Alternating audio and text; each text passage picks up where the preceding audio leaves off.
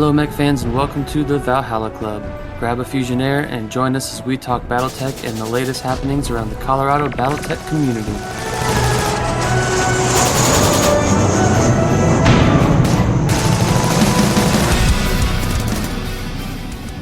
Good evening to all our listeners.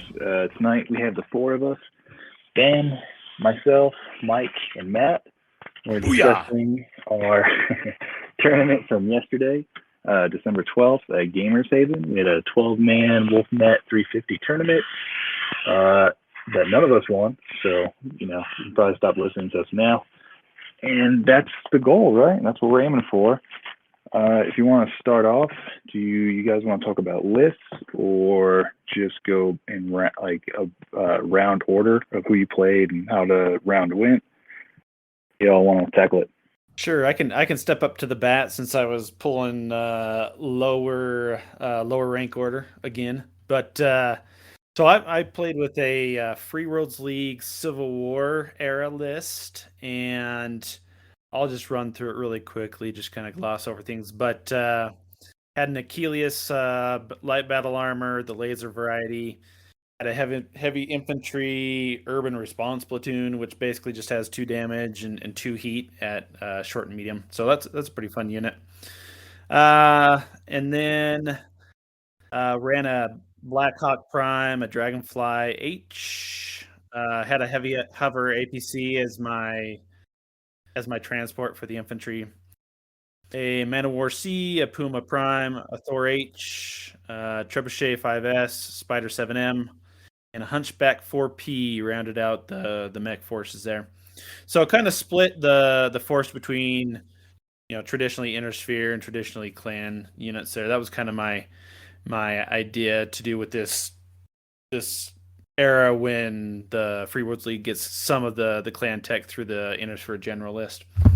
Anyway, so this is the first time I used this list. Had never tried it out before, but just kind of had plucked it out of my mind and thought, what do I not see much out there, Free Worlds League, and what era don't I see too much at the 350 tournaments, and that was Civil War. So went with it. So yeah, our first round was Capture the Flag. And I went up against Max. So shout out to Max there. And great young kid. He had a great list, and he was much more prepared for Capture the Flag than I was. I've got the Viper that can and the Spider that can move 16 and jump that full 16, but that's just not far enough to actually get to the Capture the Flags, to the actual flag OATs on the first turn. On the other hand, he had some Fox armored cars that could make it all the way, grab the flag, and go all the way back before I could destroy them. And to just kind of, I'm going to say that I've got like the BourBen dice curse at the moment. I don't know if it's temporary or permanent, but my dice were very against me. In fact, I counted it up, and I played one Mega Mech match earlier last week, and then I had the 3 matches yesterday. And between those 4 matches, I have gotten initiative 5 total times. I have won initiative 5 total times over 4 matches. So it was much more difficult to kind of use my lists like I thought I could, because I was always behind the ball, and especially in Capture the Flag, the faster units being able to move after my units, it really hampered what I was trying to do.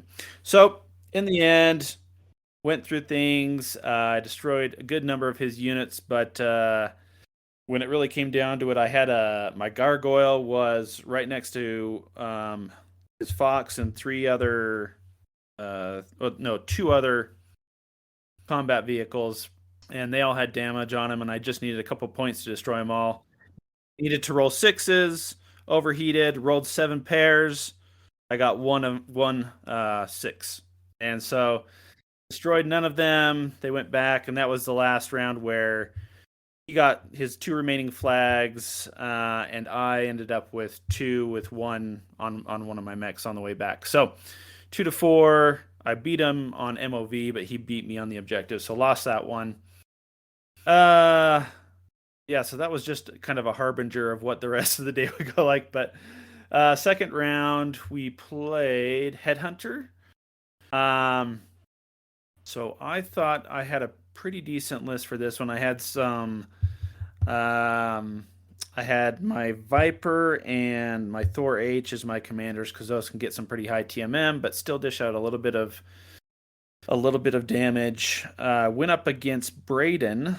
Shout out to Braden S. And he had a very heavy clan list. In fact, he ended up only taking 3 units to the Headhunter match.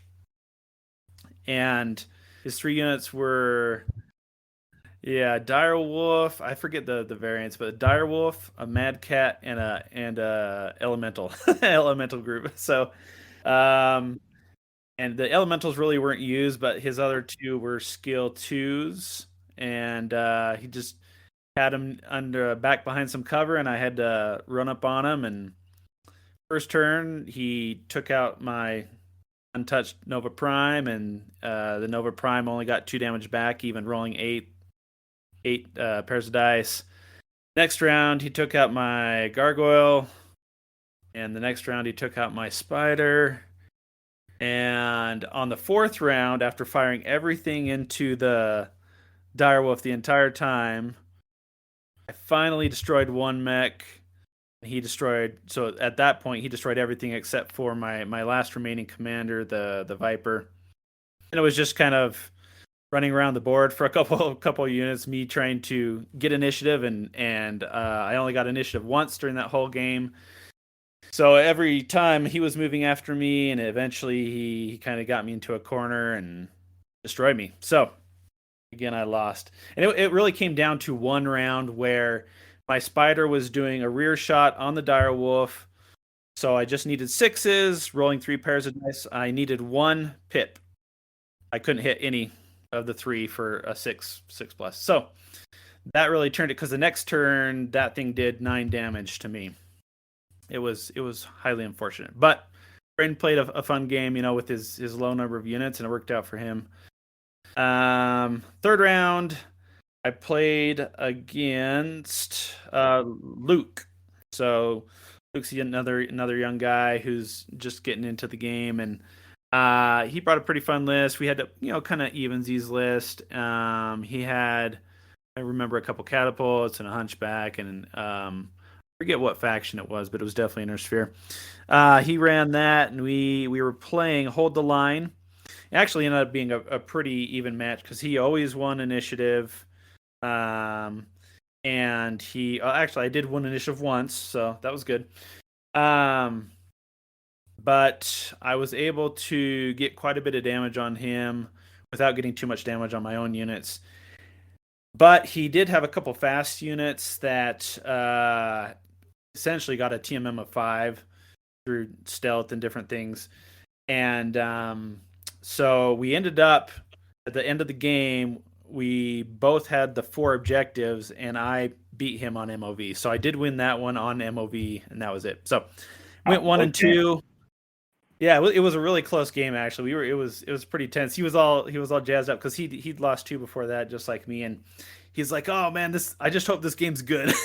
So we did have a good game, and I think we both came out of it pretty happy with what happened. It was a tough one, and I just won off of MOV destroyed. But my tournament day was not grand, and my dice, my new WolfNet, or not WolfNet, my new Valhalla Club dice did not treat me well. I rolled with those all day long, and I was like, oh, the luck is gonna change sometime, but hasn't yet. So maybe this week they'll roll different. I'm not sure.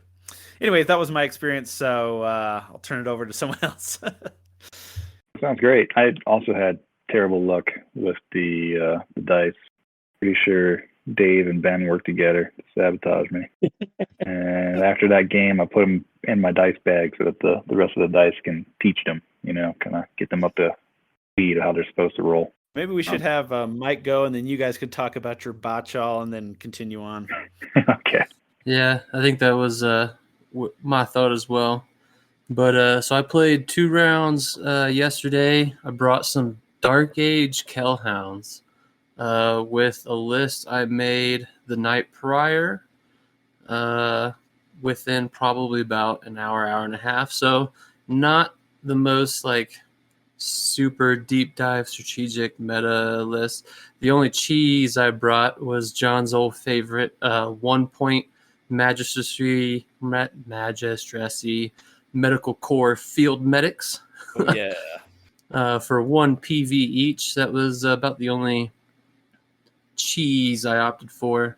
I didn't have any jump strong. I didn't have any plasma cannons, but had a couple new units that I haven't played with before, and it was definitely fun to try those out. So for my Dark Age Kellhounds, I went with a Madcap Mark IV Savage Wolf B at skill 3. And Ice Ferret J, that one's for you, Charles. First time using that thing. That thing is a beast. Its new name is the Eradicator. A Rifleman 7 and 2, an Archer 7C, Wolfhound 6S, Pouncer G. That was a new one for me as well. A couple of Kukulanes, support armors, my 2 little field medics, and a heavy hover APC.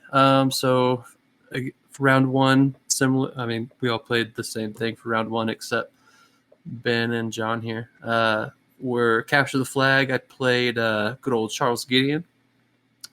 And that was a super fun, solid game. For that one, I took out the Pouncer, the Ice Ferret, the Wolfhound, let's see, both field medics and the heavy hover. Oh, and the Rifleman. Were your medics just spotters? Is that the deal? So I don't know. They ended up doing absolutely nothing to include the heavy hover. So that was 8, 9, 10 PV just running around the board doing nothing the whole game. Because the heavy hover only moved 16, and I kind of needed it to move at least 20 to 24. I guess maybe I should have opted for like an Anher or something like that. I don't know. But because I was hoping to get it, because for some reason these 1 point field medics can perform anti-mech attacks. And so my goal was to get them up in there, do an anti-mech attack. But at the same time, his list was insanely fast. And there was just nothing I could do to keep up. I mean, my closest thing was the Ice Ferret J at 20. But I mean that thing is that thing is a beast. Just deletes units at 7/6 short medium, and with that 20-inch move in TMM4, it's the Eradicator. What's the PV on that sucker? Well, I put him at skill 2, and that's 78 PV, my guy. That's a good portion of your 200. Yeah, for sure. Is a big chunk.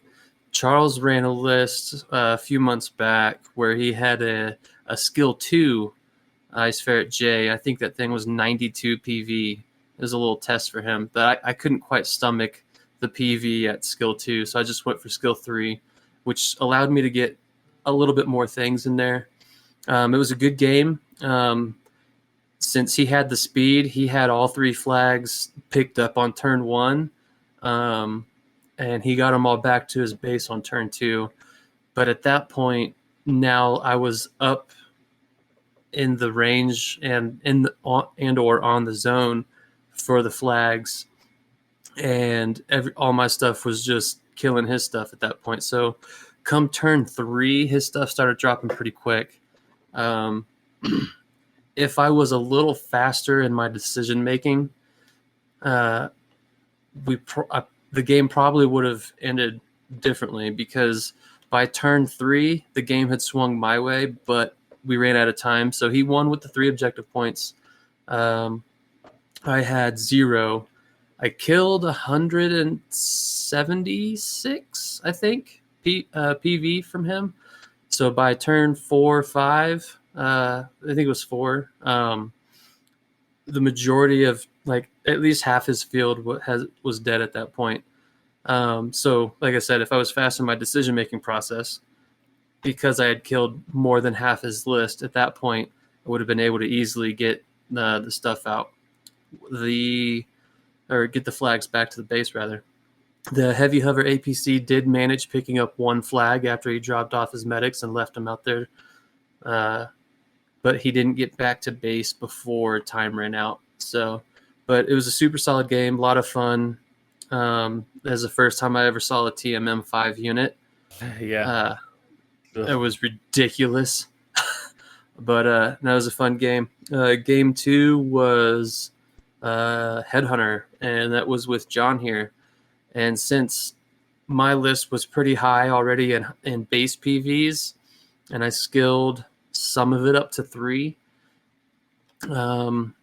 I brought, 3 mechs and 1 Kukulane support armor. And I tend to be a little brawly. I think we've all figured this out to this point, at least anyone that's played me. So my 2 commanders the 2 commanders came out pretty quick, and it was like my 3 mechs versus his 6. So the rifleman fell fast. For that one, I was using the rifleman, the ice ferret J, and the savage wolf, and one of the Kukulanes. The rifleman fell pretty quick.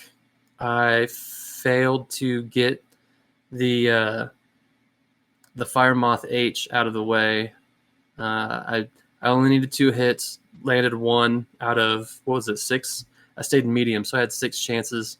That's a horrible feeling when you only get the armor and you're like, oh, another turn of that thing. Exactly. So it was all over from there. But I mean, he had double units almost the entire time, so I should have been a little bit more conservative and strategic, tactical, all the words. But I just wasn't. I just kind of ran out there and they just started dropping quick. But it was still a good game. The Savage Wolf was the first time I ever played one of those. It was the first time ever using anything with armored components, crit resistance. So that was nice being able to ignore the first crit with the armored components. But yeah, it was a good game, and I left after round 2. But that was my experience. It was a lot of fun, and TMM5 units suck. Yeah, because I really noticed that on Capture the Flag, the first object, because usually I take a list that's a little bit slower but has more punch to it, and so when we do Capture the Flag, I'll at least get close enough to those flag objectives to just hit those light units when they get there on the first turn. But I like the TMM of 4 and 5. My dice weren't liking me, but even beyond that, like what I needed to actually roll was crazy high. So definitely hurts. Indeed.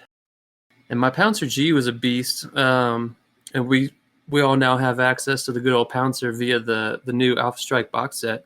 Oh yeah. But the G variant is a 12 TMM2. It's a medium, so but TMM2, it moves 12 inches or jumps 10.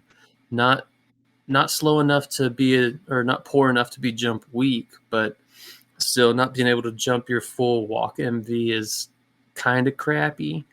But the G is a 5.50 short, medium, long with OV3, so that thing's definitely got some firepower under it. And so it's just like a little bit of an upgrade of the Nova then, of the Blackhawk. Yeah. Yeah, and case 2 is always nice. Oh, you rolled a 2 on the crit table? Too bad. Mm-hmm. What's the PV on it? The Pouncer G at skill 4 is 37. Oh, nice. Me and John were talking during and after our game. So for my 350 list, I've got 3 pretty expensive units in here. Between the Savage Wolf B, the Ice Ferret J, and the Archer 7C, all at skill 3. Savage Wolf came in at 64, Ice Ferret was 78, and Archer was 59. If I had not taken the Archer and opted for some cheaper, faster units to kind of fill up the field a little bit, probably would have been a bit more well-rounded. But having 3 expensive units in there it's pretty hard to deal with, and so that's definitely a lesson learned. And I appreciate that feedback, John, because I mean, of the 2 rounds, I did have the archers slated in a couple of scenario teams, none that we rolled, but I mean, it's neither here nor there. The archer is a beast at 554, but still TMM2, case 2's nice. And what's that? 6, 7, 8, 9, 10 total pips of health. Not bad, but I mean, if I had swapped that for 2 to 3 other units, maybe even with some more speed, I might have done a little better in Headhunter, or even been slightly more successful in Capture the Flag. But yeah, still some lessons learned, good games had, and it was a good day. Now we can get down to the real meat and potatoes, as BourBen would say, the Batchall that was conducted yesterday. So this is Ben and John's show now. Go for it, guys. So yeah, that was the first round that I played, and John and I had already agreed to come into this and play a stand-up fight battle for the honor of who would have to be their hated enemy for the next year. So, John, I don't know if you want to chime in on anything or not, but you're also muted too. So no shame, John. It's okay. Your bondholder has given you permission to speak, sir. Oh, he's staying muted. You don't even want to talk about it right now. So, yeah, no, sorry, I was just washing some dishes. It's a terrible day. Yeah, it was a rough one. It was a rough one. So, I think the tournament was cool because it was a chance for a lot of us that are going to Vegas in January to kind of test out some things. And I was testing out a Dead Sun's Dark Age list that I have since changed after yesterday. I learned some valuable lessons on a lot of stuff. But the first matchup was me and John playing our Batchall throwdown. My Fed Sons versus Hood Jade Falcons in a stand-up fight. So I brought a Sagittaire 10X, a Fireball that John loves, a Shadowhawk 5D, and a... Did I have the Rifleman? Yeah, I had the Rifleman and the Typhoon. Yeah, the Typhoon rack version. And John, you had... Yeah, so we agreed to do Dark Ages stand-up fight. And I went with my Jade Falcon. And for stand-up fight, I just took a star. I had a Mad Cat S, a Summoner B. Hold on, let me take a look at my list. Right here. Loki, Mr. H, and a Kit Fox. So, it's a little mix, a little bit of everything. The Kit Fox and the Summoner were upskilled to skill 3, just to be a little bit more consistent. And then the Dasher only throws dice at short range, so he got dumped down to skill 5. Per the Batchall, Ben got to set up terrain, and I was able to choose board edge. It didn't really matter because Ben plopped a big level 2 hill in the center, and both of the side lanes had force in them, and both players had like a smattering. I think you had 1 small hill, and I had 2.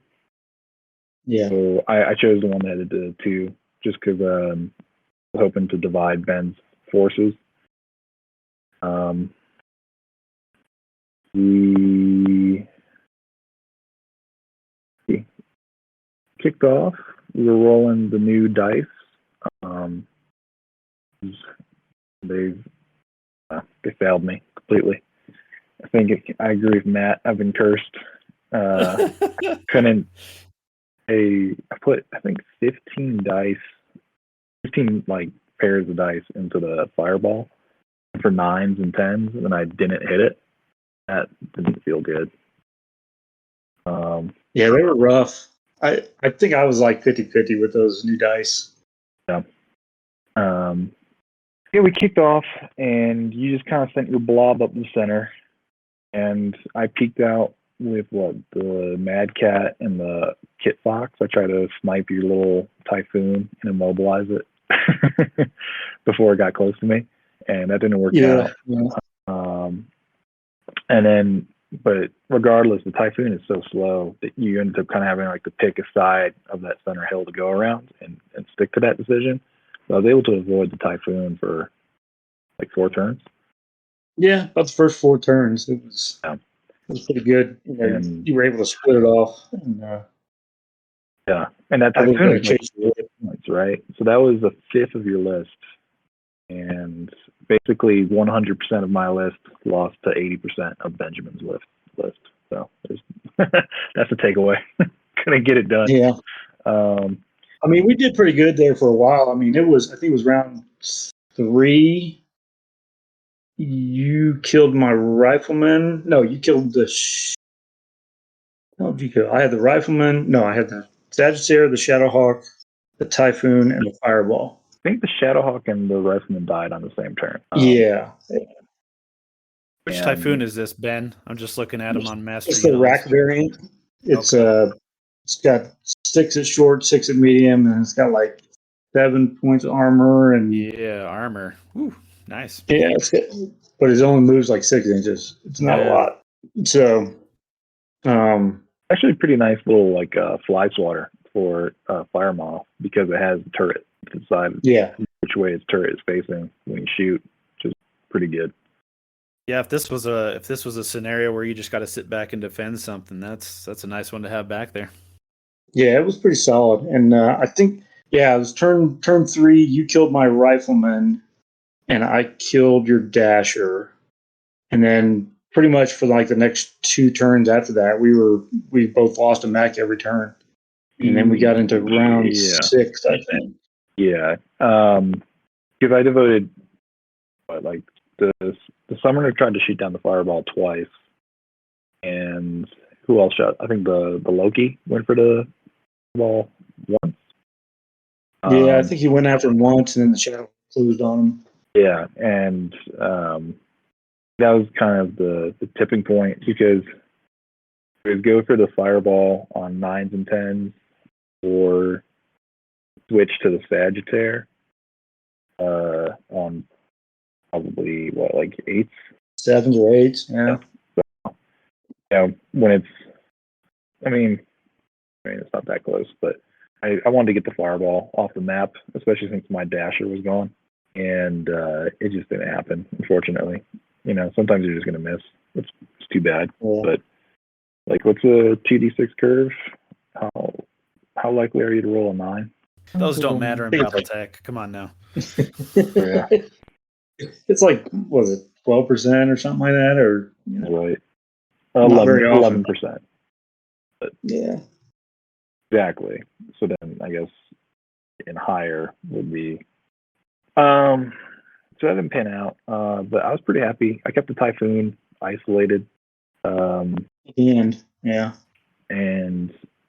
I think Ben and I were talking about beforehand, like there's certain like Fed Sun units that pretty much act like clan mechs, like they're like clan mediums. The Shadowhawk 5D is one, the Wolverine 10D, and the Phoenix Hawk 9 all are pretty much the same deal. They move 12 inches, they have a 4/4 damage profile. So they're pretty much clan mechs, right? Yeah, they was. I mean, that Shadowhawk 5D that I was running, I mean, it's a bruiser. I mean, it's 10-inch jump. It's got 4 short, 4 medium, and then it's running with 6 armor and 5 structure, and it's got case. And base cost is like 39 PV. So it's got like better armor than a clan unit, but kind of same or similar damage profile, right? Yeah, exactly.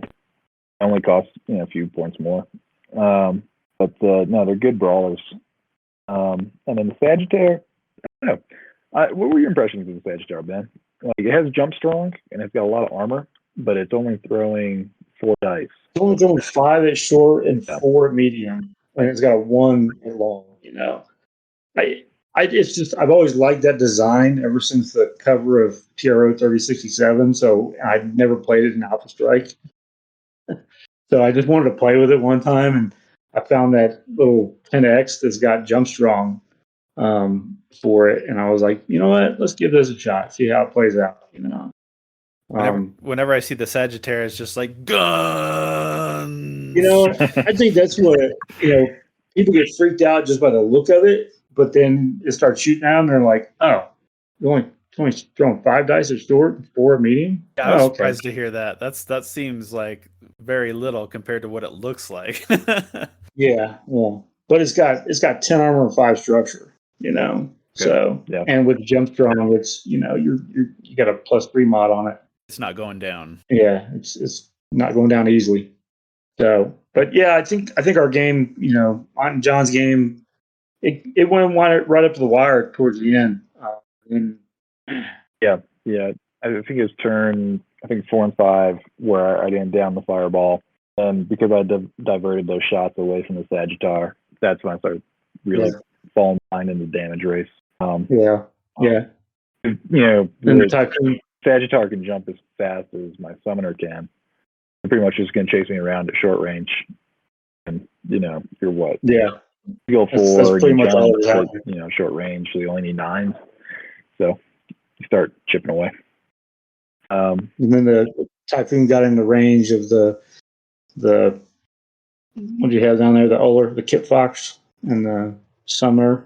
Yeah, I think you only shot the Typhoon into the Summoner because the Kit Fox took back shotted by your fireball and then finished by your Sagittaire. Mm-hmm. Yeah. It's interesting actually. One observation I had is that like if you vehicles can't benefit from cover. Like infantry, neither infantry nor vehicles can benefit from cover. You can kind of run into like this weird place where like someone in a mech can outmaneuver you, and they're shooting at you from behind cover, and even though it'd normally be an obscured shot, it's not, which is kind of a bummer. Yeah, so you can see the vehicle or you can't. Yeah, they don't get any partial cover, but I would say they do benefit from cover because they can hide, much better. So. True, they're definitely less maneuverable, but I like to use. I mean, they just need 1 level to hide all the way, so they can get around without being shot at. So, and we talked about afterwards. You plans like in Penn for the stand-up fight to take a helicopter and some grenadiers, right, Ben? Yeah, that was part of my stand-up fight list that I kind of built prior to our fight in general. But when I looked at your list and I was like.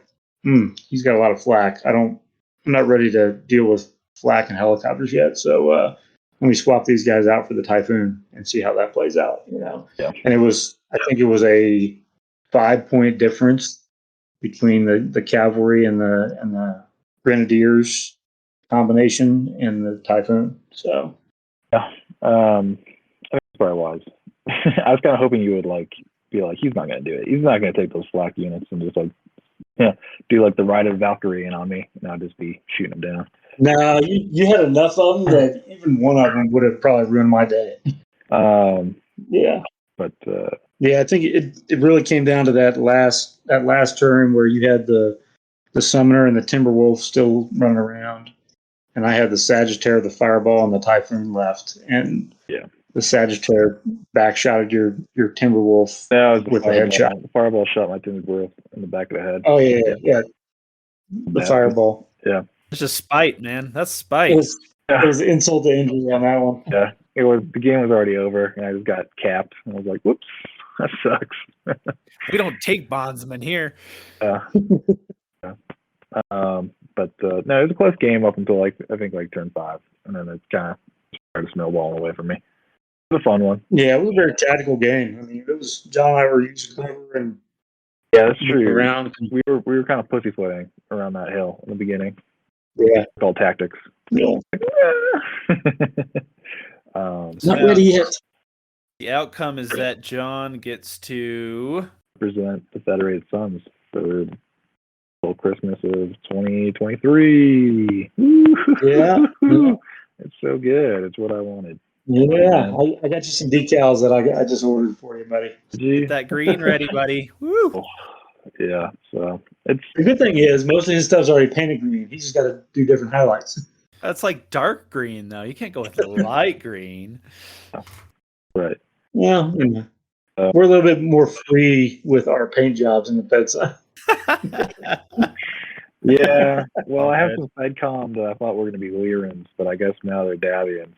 So I've got the dual tone blue to be my Davians. Yeah, that'll work. There's a few units like that. So yeah, I think it was a good game. It was hard fought, and I don't think either one of us were willing to give. Yeah. John, how'd you feel about your second match with Mike there? That was Headhunters. I was like, we started setting up, and it was like, and that's all my units. And like, I did like a double take, and I was like, let's see, 3 units. And I was like, I don't get it. And then I set up the rest of mine. And never played against the Ice Ferret J. It's pretty scary because he's fast and he still throws 6 dice at medium. The Eradicator. He's got a lot of health too. He's got what, like 5-6 pips armor and 2 pips hull. Let me scroll down to it real fast. Ice Ferret J has a total of 5 armor, 2 structure. Okay. Yeah. So like that guy, I mean, delete like light mechs in terms of shooting, and there had like the potential of that happening in our first turn because Mike won initiative. His Ice Ferret went last. He moved up pretty aggressively with my lights so that they'd be in a good position for the following turn. And then he engaged my took 6 units this time. I swapped out the Mad Cat for a Fox and a Vulture. But he was trading shots. He set it up really well. It was Savage Wolf was going to 1v1 my Kit Fox, and his Fenris going to shoot unopposed into my Bushi. And you were looking for 9s on both, I'm pretty sure. And I think so. And I didn't need a lot. And I was like, I got 6 chances to do it. Yeah, because didn't follow through completely. And Ice Ferret threw 6, and the Savage Wolf, I think, throws 5. So you threw 11 sets of dice looking for 9s, and you only did 2 damage. It's also kind of a bad feeling. Yeah, not enough. And then the problem is you just overcommitted your rifleman, and that guy's only got TMM 1, and he was your lieutenant, so like I had to kill him to win. Just focus fired him down with like 5 mechs. Yeah, definitely. Probably moved out just a smidge too aggressively, especially being doubly outnumbered. So yeah, but it's still a good game. Yeah, it was. I mean, like it's kind of scary because like you still killed one of my lieutenants. You killed my Vulture. Yeah, the Ice Ferret did. He stripped all but 1 pip left in a single strike. Yeah. So it was super close. I think because I was in short range. I threw all 7. I needed all 7 to kill it, and I landed 6. Oh, it was worse, Mike. I thought you needed all 7. You did hit all 7. He just has 8 hit points. Like, okay. You perfectly shot him. Yeah, you just didn't kill him. That's right. That was kind of scary. I've never seen a Vulture get like one-shotted before. I was like, huh. So I could definitely see Charles taking one of those or like skill 2. That's going to catch people off guard. You just don't expect something that fast to throw that much dice. Yeah, with 7 and short, even if you're not getting a rear shot for that additional 1 to make it 8, with 7 at short, you can. I mean, especially at skill 3, if you're shooting at a TMM 2 or lower, you can essentially just delete from existence a light and a medium and severely cripple a heavy in 1 shot. Because we ended up playing that game out because like I took out the rifleman early, and you're kind of in a bad spot, and I took out the Savage Wolf, and you took out my Vulture, and then it was basically the Ice Ferret had to keep me from capping the second point, and he'd already killed the Koshi, but then I won initiative. You either had to like step on the point, and then you knew my guys were going to be behind you, or you had to back off and headshot a summoner to stay in the game. Which I think is what we diced it out, right? Yeah, because with that last round we played, our units were relatively close. So I think I was 6 to 7 inches away from my was it commander token, headhunter token, whatever you want to call it. I was 6 to 7 inches away from that. Your summoner could jump, 10? And then you had the fire moth on the field still. So it was my 1 versus your 2 units, if I'm not mistaken, at that point. So my guys did some work because I did kill some things. Yeah, no. Just not enough. Fast enough. Looking at it. And then your Ice Ferret killed Kit Fox. The battle armor killed the Vulture off. I don't know who killed the Loki, one of them. And then the Ferret also killed my Koshi. So.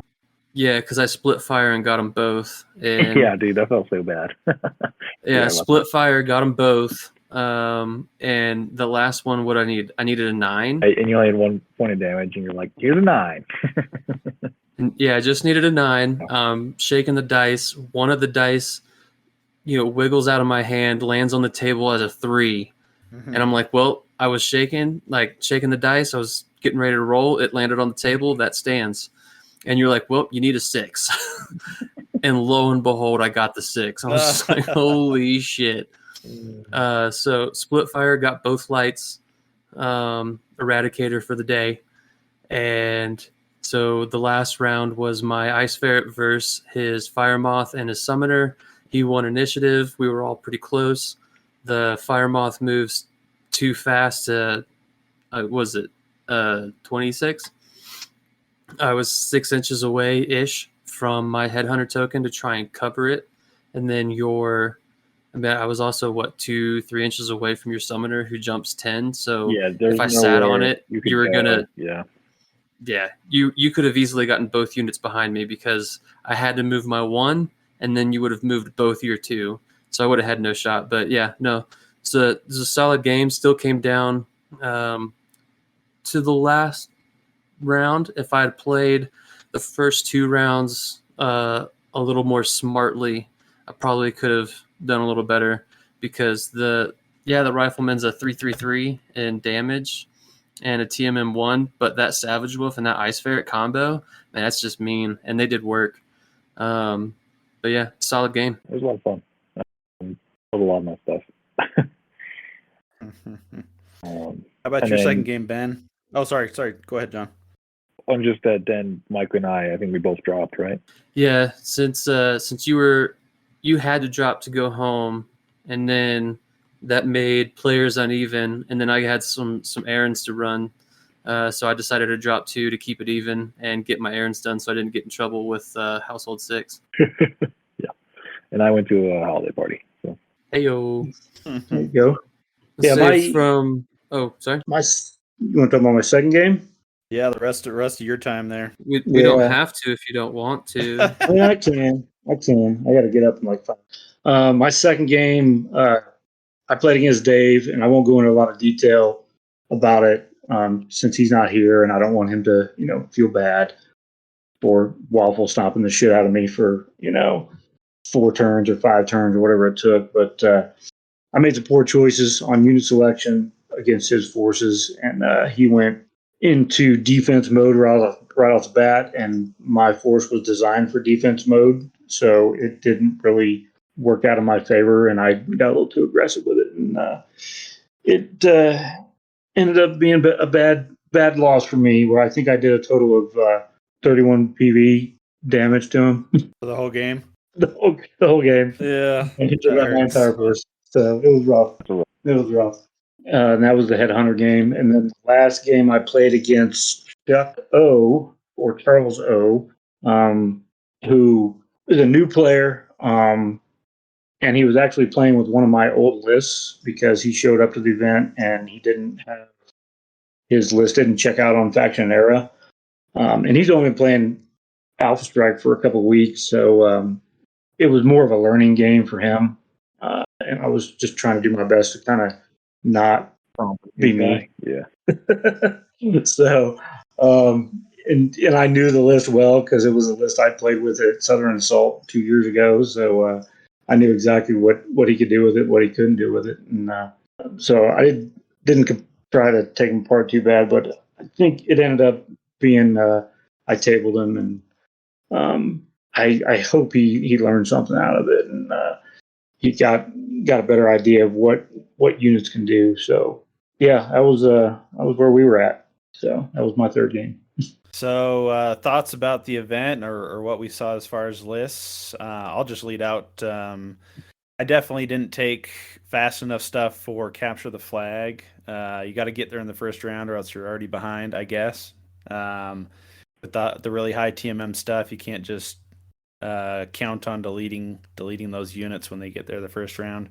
So I've already looked at my list and tried to think about, it seems like there's kind of a gulf. You have to have some heavy units, but you also have to have these really light ones with high TMM that can go on the scenarios that require them. So that was something that I saw that worked well against me, was really high TMM, but also on the other end of things, really heavy ones that are skilled up that can just dish tons of damage every unit and just are going around deleting units. So those were two things that I saw that I definitely will take account of for how my list goes in the future.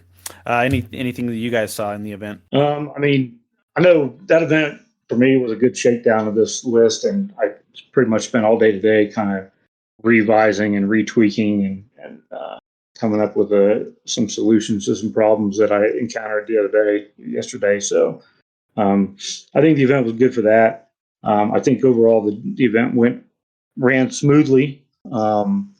Gamers Haven was very accommodating to us, and I shout out to them for sure on being flexible with the numbers, because we weren't quite sure how many people were showing up. We had a decent head count, but we had some people dropping, some people add, and some tentatives in there. So Gamers Haven was really cool about being accommodating on that end. And Jack did a really good job for his I don't know if this was his first TOing. I think as far as I know, his first TO, yeah. So I think he did a really good job of kind of holding to a timetable. He probably could have used another hand there to help out organizing some things, but I think he did a good job of for his first time, and I think it was a learning experience for him. So I think it went the 2 rounds I was there for went really well, and he's a good organizer. I think he runs a lot of intro events normally, but takeaways. Yeah, I mean, the lists I saw were, I mean, I don't even know if I can count them as one of them was my own list, so I saw that one. I think it was pretty well rounded though between the factions and the eras. You didn't have everyone show up with ill clan, or it was pretty well rounded. Yeah, I think I didn't see Josh's list or Luke's list. I don't think. I think Josh ran his Clan of Wolf because and that's just an assumption based off some photos, because I definitely know his Clan Wolf paint scheme. Yeah, and I think was it Alex had the Ryukin diorama? Oh, the shadow. Yeah, with the DCMS. Yeah, that was pretty solid. And that diorama board was just beautiful. Yeah, it was fantastic. Yeah, it was pretty cool. I think there were 2 Capellan lists out there. Yeah, there was Luke's was a Capellan list, so that was fun to run against. And I think Max had a Capellan list as well. Oh, that's right. Yeah, I think so. Yeah, he bounces back between Capellan lists and some clan lists, if I'm not mistaken. But yeah, I've played a couple times in one-off games with Max, and he's definitely a solid opponent. But yeah, I didn't get to play him yesterday. I guess my takeaway from yesterday, kind of like I mentioned earlier with talking to John about my list, was for a WolfNet list, you kind of need limit your list to 2 high PV beefy units, because if I didn't have that third in there, I could have had some more faster unit type stuff. This is also the first WolfNet list I brought to a tournament or any type of event with absolutely no VTOLs in it. It felt weird, and I kind of missed them because that hover only went 16 and it wasn't far enough. So, but yeah, no, some lessons learned, and it was a good day. It was fun because it was actually the very first time that we've all been in the same room together since we started doing the podcast. So it was pretty funny. And I will put up some pictures on the Facebook and on the Discord here. So any of our listeners that want to see some pictures from the event, I'll put those up. I mean, I think you guys are right? Like you need a speedy unit. You need to be able to interact with the flag on turn 1. It seems like, kind of tricky. Yeah, definitely need that. It's good. The WolfNet stuff is good to have a well-rounded toolkit that steal your line there, John. A well-rounded toolkit of stuff that you can choose from to accomplish the 8 different scenarios, even if you're not going to face all 8 in one day.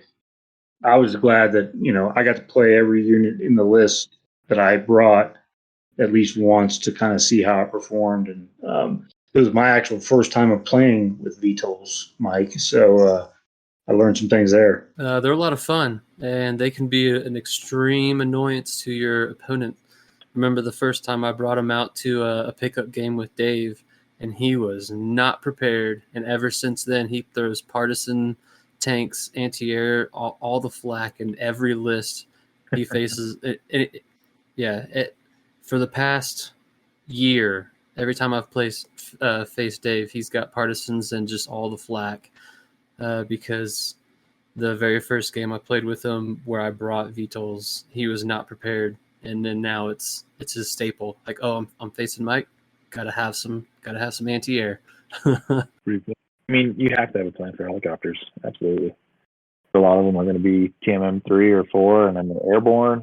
So that's another one, and then you almost never catch them at short range. So they're just another Asher equivalent out there to frustrate you. What do you guys think is like the benchmark mech for speedy and annoying? Like in my mind, it's a Dasher, but Fireball taught you differently this game. comment. And I'm now thinking about bringing the old Ice Ferret J instead of Dashers from now on. Yeah, I mean, with that 20-inch movement on. Throwing 6 at medium range instead of only 5 at short. Yeah, it's twice the PV, but it's more than twice. I've got more range. I've got more armor. It's more well-rounded. Yeah, with that 20 inches, you can get to the objectives on the first turn still, and be effective for more than one just round. So just round. I not to be facts. Boo, but there's a fire off H, and in the later arrows you get to fire them off P, and that one can go 30 inches. Throws four dice at short range. Yeah. You can have 2 Dashers, and they only cost you, I think, 40, maybe 50 points. So, that's gross. Man, that's how you make friends. Is it? Yeah. If you meet a new BattleTech player and he's got 2, what pack does the Dasher come in? Like Clan Strike Star? I can't remember. I think it's if I see a player walk up with 2 Dashers, then I know what you're gonna do. You're like, I'm not gonna play you anymore. I don't need that in my life. God. But yeah, no, I think you have to have a plan for something that's going to get a TMM of 4 or even 5 with Drum Strong or Airborne. And you have to decide, what is my answer to that unit? And, to accept that sometimes you're not going to be able to kill it, and then you're going to lose. And that's going to suck a little, but it is what it is. Maybe I just wait for the day when we get like a WolfNet 350 Advance where they start throwing in some aerospace fighters and just deal with it from the air. You know what I mean? Yeah. A bomb here, bomb there, hit you from extreme range. Okay, you're dead. Oh. Our tournament at Castle Rock was the first time I ran into artillery, and when I played Rick, that was my round 1 game. And Rick was like, okay, he's like, my helicopter is going to spot for my artillery, and he's going to mark this point So it'll clip your dasher who's hiding behind the building. And I'm like, wait, what? And he like rolled an 8, and he's like, and a hit. And I'm like, so what happens? He's like, so you take 2 damage. And I was like, oh, my dasher's dead. Yeah, artillery is an answer for sure. Mike, I heard you even got a helicopter shot by an artillery once. Yeah, I think was it Copo? Yeah, yeah, I think so. Yeah, I was facing Jack. I had my VTOL was elevation 1, and it was just behind a hill, and there was a mech there as well. I had him a little too close. It was turn 1, I think, and Jack had one shot of offboard Artie, and he put it on the 1-inch hill I was hiding behind. And since the 2-inch sphere would have covered the mech and the VTOL, yeah, he hit both, and it knocked the Kestrel out the sky. If I remember right, something like that. The game entirely shifted in that one shot. That doesn't feel so good. Yeah, somebody did that to me this weekend on Saturday. Luckily, my VTOL had more than 1 pip of armor and 1 structure, so it did 2 damage, but didn't really affect it too much. So lately, I swear, within the past 2 to 3 months, every time I've taken a VTOL, every time it gets they roll in the motive hit, every single time it's like an 11 or 12, and it's just immobilized or crew kill or whatever. I'm just like, down you go. That's awesome. And that's been like the last 2 months for me and VTOLs. Maybe that's why I didn't take them for this one. I don't know. Break, yeah. Cool. Sounds like we had a good event, good wrap up. Anything else, guys? It was nice seeing everyone. 12 people is pretty good for Baltec tournament, and I got to meet Alex. That was nice. Alex's like Discord profile picture is Porkins from Star Wars. He's like the fat X-wing pilot. He's like, I can keep it together, and he crashes and dies. But like, I was expecting Alex to be like a big, kind of like a heftier dude. He's just not like Porkins. Yeah, like Porkins. And then he wasn't. I was like, oh, whoops. And then he told me he was another Navy guy, and I was like, oh, Jesus. And I was coming off my loss against Ben, so it was just like a trifecta. And I was just like, oh, I can't handle this right now. Trifecta of shitty things that happened. Yeah. But no, it was nice meeting Alex, and his diorama thing was sweet. It's like a Union dropship, like taking off or landing. I don't know. And the little Ghost Regiment guys. Yeah, look great. Nice seeing everyone playing some games. You know, I wasn't expecting to lose the Ben, and I think there's a part of me that still hasn't accepted it. So, you know, it doesn't make a lot of sense, really. I'll give it a couple months. Let it sink in for a little while. And basically, I get to start all over again. All of my little cliff notes about what units I like. Just you may as well just toss it in the bin. Gotta do it now for the Avians. I'll send you a couple lists you can kind of start building up. Hopefully I can. We call it a transition, John. Okay. Yeah. I'm transitioning, everyone. And yeah, hopefully I can read Ben's writing in crayon, I guess. Wait, he didn't eat them all? No, I usually keep one to write on a bar napkin. Roger that. Yeah, I think it was a good time. I think, seeing everybody and, just getting to talk Battletech stuff for the day was always a fun day for me. Yeah, and great to meet some new people too. Always nice. Yeah. There was a couple new folks that I hadn't met before.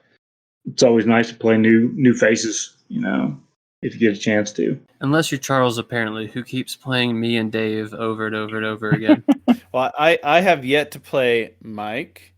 John, I know I've played John quite a bit, but I haven't played Mike, I haven't played David, and I haven't played Charles yet. So I don't know what the deal is. Yeah, blame it on Cryodex, man. I know. Actually, that's a good question. We gotta have a little comparison here. I've played Mike, Ben, Matt. I haven't played David.